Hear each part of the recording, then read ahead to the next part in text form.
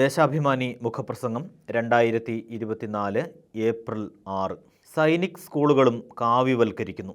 സമഗ്ര മേഖലയിലും വർഗീയവൽക്കരണവും ഭരണഘടനാ സ്ഥാപനങ്ങളെ ഘട്ടം ഘട്ടമായി തകർക്കുകയെന്ന നയവുമാണ് നരേന്ദ്രമോദി അധികാരമേറ്റതു മുതൽ നടപ്പാക്കുന്നത്.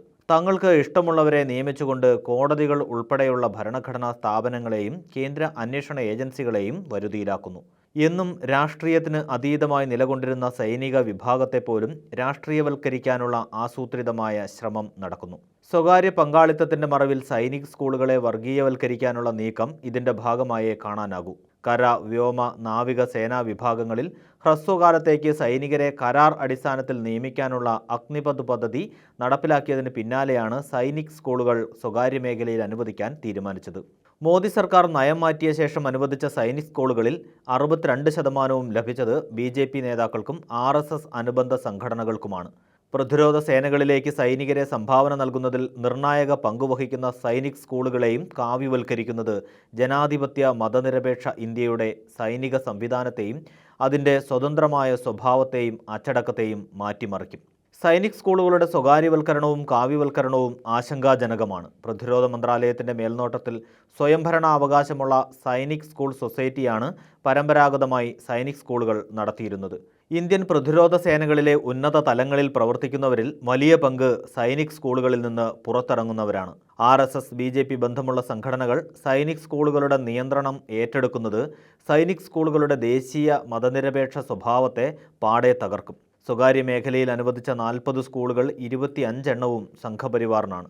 BJP നേതാവും അരുണാചൽ മുഖ്യമന്ത്രിയുമായ പേമ ഖണ്ഡു തീവ്ര ഹിന്ദുത്വ പ്രചാരകയും ബാബറി മസ്ജിദ് വിരുദ്ധ പ്രസംഗങ്ങളുടെ പേരിൽ കുപ്രസിദ്ധയുമായ സ്വാതി ഋതംബര, ഗുജറാത്ത് സ്പീക്കർ ശങ്കർ ചൗധരി, BJP മുൻ general secretary Ashok Kumar Bhavsanghbhai Chaudhary, UP BJP MLA Sarita Badauri തുടങ്ങിയവരാണ് സൈനിക് സ്കൂളുകൾ കൈക്കലാക്കിയത്.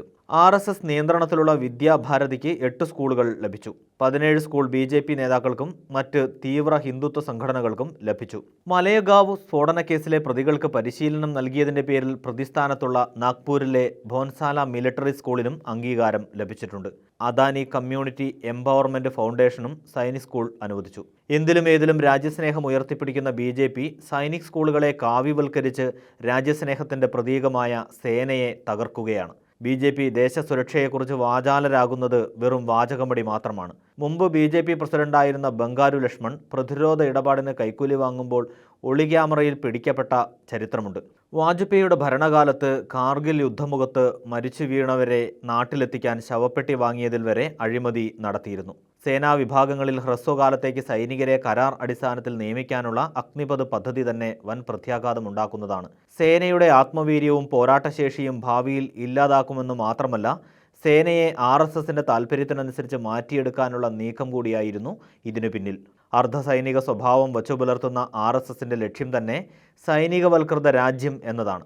നിലവിലുള്ള റിക്രൂട്ട്മെൻറ്റ് രീതി അവസാനിപ്പിച്ചുള്ള താൽക്കാലിക നിയമനം സേനയുടെ കരാർവൽക്കരണത്തോടൊപ്പം കാവ്യവൽക്കരണത്തിൻ്റെ തുടക്കം കൂടിയാണ്.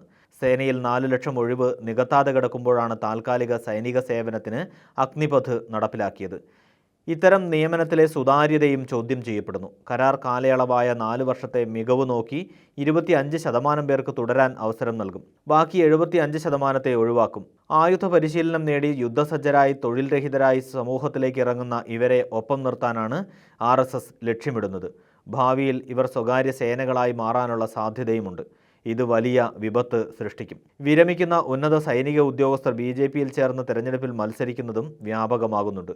രാജ്യത്തിൻ്റെ അതിർത്തിയും ഐക്യവും സംരക്ഷിക്കുന്ന സേനയിൽ ദൂരവ്യാപകമായ പ്രത്യാഘാതം സൃഷ്ടിക്കുന്നതാണ് ഇത്തരം നീക്കങ്ങളെല്ലാം. പ്രതിരോധ സേനയിൽ വിള്ളൽ സൃഷ്ടിക്കുന്ന നീക്കങ്ങളിൽ നിന്ന് മോദി സർക്കാർ പിന്തിരിയുകയാണ് വേണ്ടത്.